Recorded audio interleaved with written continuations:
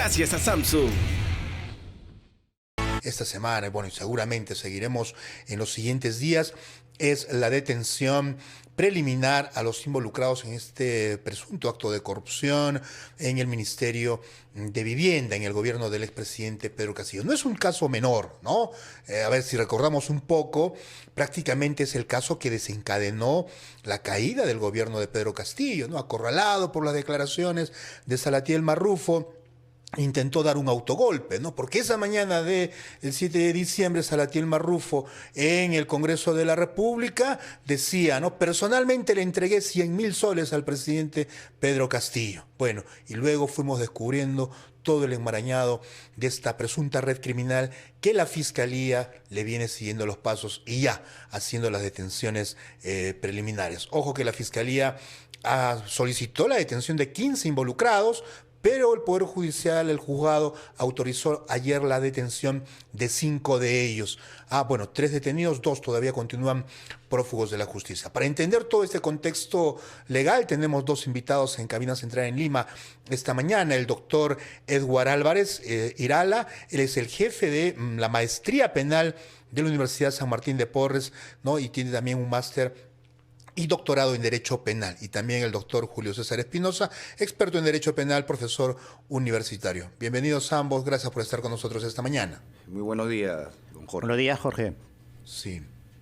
¿Qué tal? A ver, doctor Edward Álvarez, una primera aproximación, cómo entender este contexto, ¿no? De la detención preliminar dispuesto en este caso, que en el fondo es la lucha contra la corrupción y que todos esperamos resultados, digamos, pero desde la parte legal, ¿qué es lo que podría ocurrir en este escenario, doctor Edward Álvarez? Muy bien, muchas gracias, muy buenos días.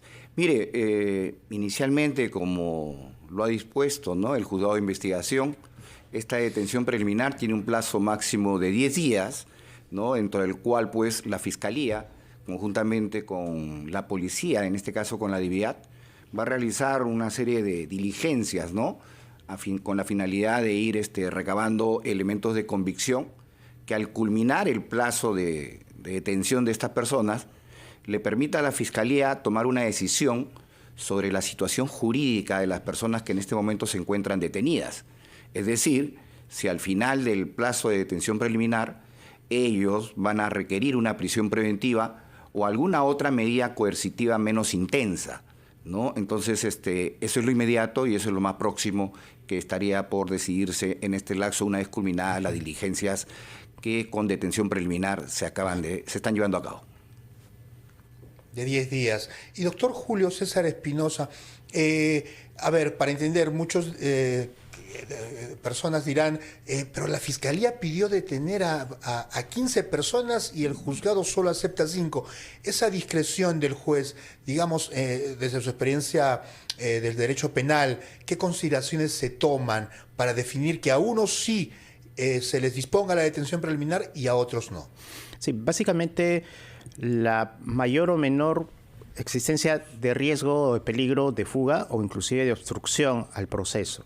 En la medida que los investigados, a partir de su comportamiento, a partir del modo como han ido afrontando estos primeros meses o semanas de investigación y el modo como también se han conducido en sus defensas y en el modo de aproximarse a las diversas citaciones, emplazamientos que hace la Fiscalía, es que el Ministerio Público formula esta petición, pero el juez es el que pondera, el juez es el que gradúa y determina finalmente quiénes se encuentran en una situación mucho más riesgosa desde el punto de vista, repito, el riesgo procesal. Por eso es que es mucho más notoria la situación de la señora Sagoray, quien en los últimos meses ha venido desarrollando una actividad personal y básicamente su acercamiento a este caso penal desde el extranjero.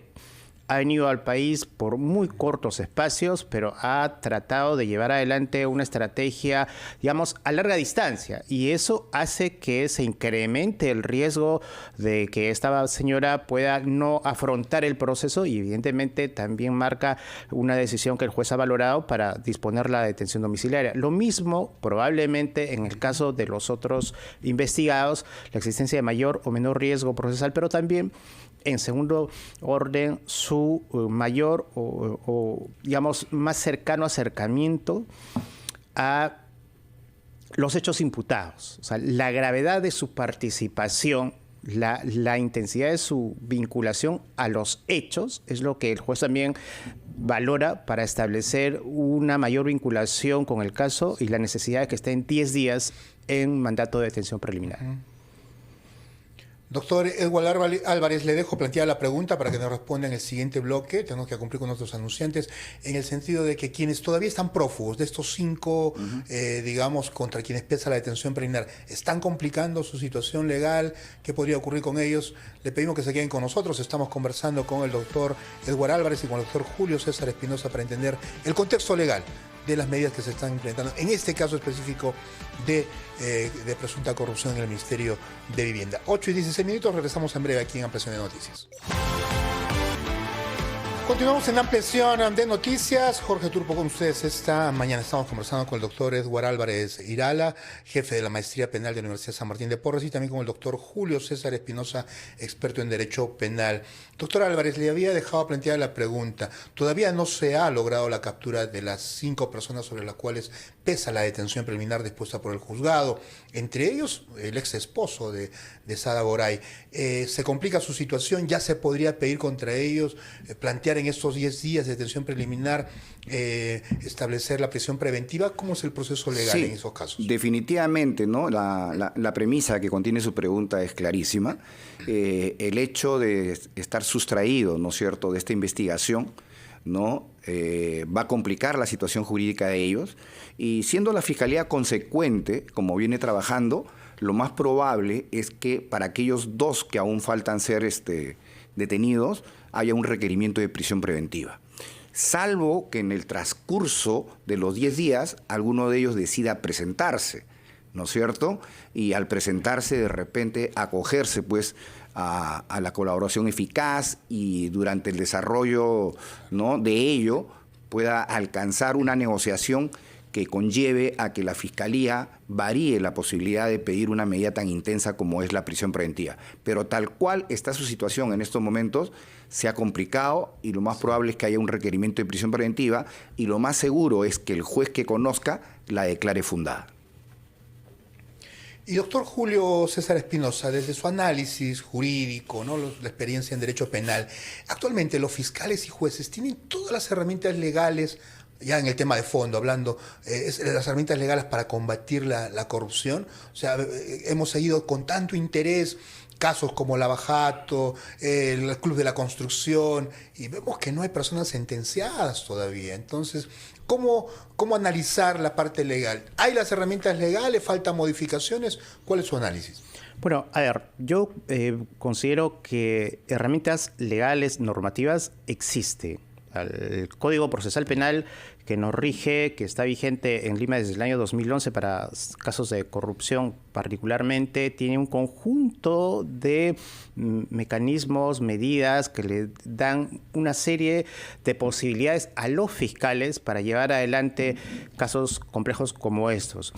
Creo más bien que el tema pasa por una cuestión de gestión de los casos, de capacidad de los fiscales de tener una adecuada planificación de cómo abordar investigaciones complejas como estas, y finalmente de entender que el objetivo de los casos, de los procesos penales, no es tanto finalmente tener a una persona con prisión preventiva. La gran discusión del caso, de un caso complejo, no es dictar o lograr la prisión preventiva como un objetivo del proceso, sino más bien llegar a la sentencia. Lo que el país necesita, como siempre lo hemos dicho, no son prisiones preventivas, necesita sentencias, que los casos se resuelvan en un sentido o en otro, pero que definan la situación y en un plazo razonable.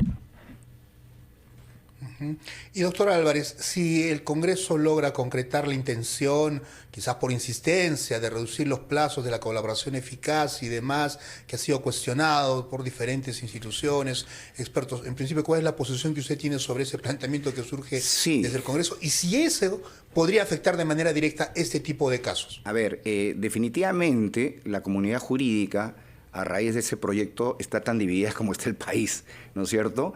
Pero, mire, yo desde un punto de vista objetivo, y a partir de la experiencia profesional, me parece que el procedimiento de colaboración eficaz sí requiere de plazos. Sí requiere de plazos. Vamos, que si son 8 meses o 4 meses, eso es materia de discusión. Mire, yo voy a traer a colación algo que creo que una de las personas más versadas y con mayor autoridad dentro del Ministerio Público para hablar sobre colaboración eficaz es el doctor Jorge Chávez Cotrina. Y él, en enero del 2022, presentó justamente al Congreso un informe del Ministerio Público de la Fiscalía de la Nación, donde consideraba que el plazo para corroborar la información que brindaba, ¿no?, el colaborador debería ser de 12 meses y que podría prorrogarse por 6 meses más. Estaríamos hablando de 18 meses, ¿no es cierto? Lo que él estimaba, y obvio, sobre la base de su experiencia, teniendo en cuenta que él es el coordinador de las fiscalías especializadas en crimen organizado. Entonces, desde este punto de vista, tengamos presente que el procedimiento de colaboración eficaz es un procedimiento autónomo, independiente de la investigación principal. Entonces, sí se hace necesario, ¿no?, la existencia de un plazo. Y eso no genera impunidad en lo absoluto. ¿Por qué?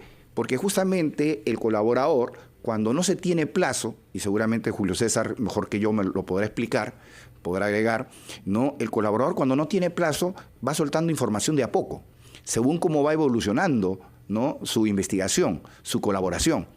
Entonces, cuando esto debiera ser de inicio, tenga presente que ya hay experiencias anteriores, ¿no?, en el ordenamiento jurídico peruano, en el caso de los arrepentidos por terrorismo, y habían plazos y eran expeditivos y se lograba justamente obtener la colaboración y beneficiaba mucho en la lucha contra el terrorismo. En consecuencia, yo creo que aquellos que dicen que esto genera impunidad, de mi punto de vista, muy respetuoso con sus posiciones, creo que están totalmente equivocados.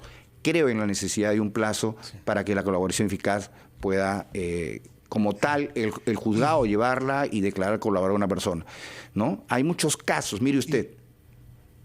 Vamos al caso del Club de la Construcción. Ahí hay varios colaboradores. Han transcurrido aproximadamente entre 4 y 5 años y salvo uno, no hay otro colaborador declarado como tal.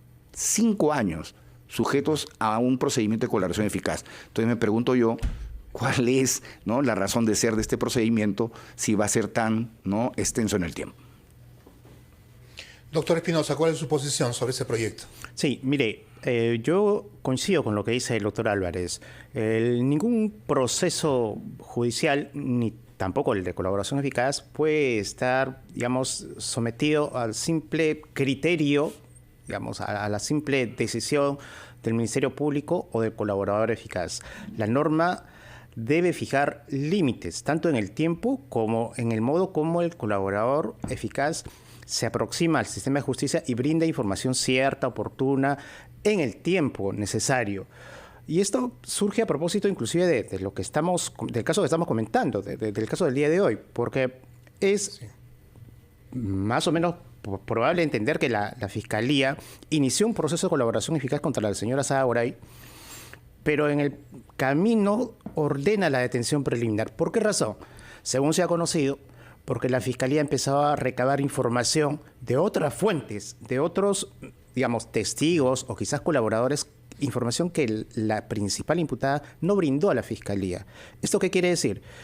Que el colaborador tiene que aceptar brindar información siempre de manera inmediata, espontánea, cooperar con la investigación y no esperar que el tiempo ilimitado, porque la norma no te fija un plazo, permita dosificar, calcular, digamos, la información que se brinda de a pocos, perjudicando la investigación de un caso complejo como este. Por eso creo que podemos discutir si el plazo de la corroboración, del proceso de colaboración, pueden ser 8, 16 o 20 meses, pero lo que sí tiene que haber es una regla que fije un límite para que sea más eficiente el modo como el fiscal utilice este tipo de herramientas. Bien, un minuto, doctor Edward Álvarez. Me gustaría que nos dé, digamos, ahora se ha ordenado la detención preliminar para quienes eran, digamos, los operadores de la coima, de la presunta coima y demás, ¿no? Pero, ¿cómo llegar a la cabeza, ¿no? Es decir, porque esta presunta organización criminal habría sido liderada, según la hipótesis de la Fiscalía, por el propio presidente Pedro Castillo. Bueno, definitivamente yo creo que estas fiscalías especializadas en delitos de abuso del poder vienen haciendo un trabajo bastante interesante que viene dando resultados. Entonces, para poder establecer justamente, ¿no?, las responsabilidades de quienes usted manifiesta serían la cabeza de esta organización, justamente están estos procedimientos especiales como es la colaboración eficaz, que ciertamente a partir de lo que vaya proporcionando el colaborador y pueda ser corroborado, además de la investigación y los actos de investigación, los elementos de convicción que se vayan recabando en el caso principal, llámese declaraciones de testigos, evidencia documental, ¿no es cierto? Por ejemplo, transacciones financieras, cuentas en el extranjero, es que va a poder establecerse eso. Por el momento, lo que estamos advirtiendo hasta este momento es la existencia de testimonios, o sea, personas que afirman, que dicen, ¿no es cierto? Pero como bien sabemos, los casos de corrupción son casos que la coima se entrega en la clandestinidad.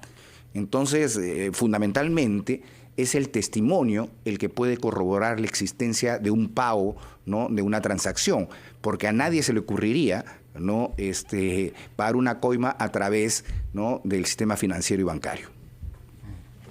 Bien, claro, la ruta del dinero. Doctor Julio César Espinosa, su reflexión final, un minuto, por favor. ¿Qué puede garantizar de que en esta oportunidad, bueno, no hay impunidad en este caso tan delicado?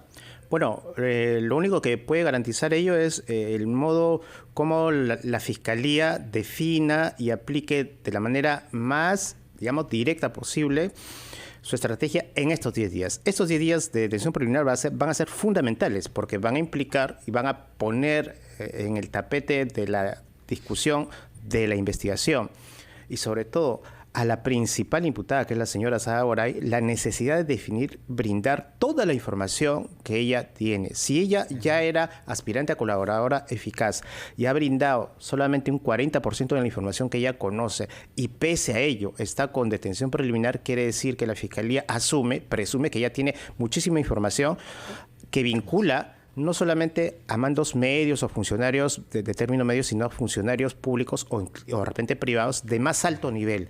Y eso es lo que va a fluir en los próximos 10 días, dependiendo de cómo la Fiscalía lleve adelante este procedimiento tan importante de detención preliminar. Muy bien, gracias a ambos por compartir su comentario y opinión esta mañana con los oyentes de RPP a nivel nacional. Buenos días al doctor Edward Álvarez Irala y al doctor Julio César Espinosa. Actualizamos los titulares y regresamos con más aquí en Ampliación de Noticias.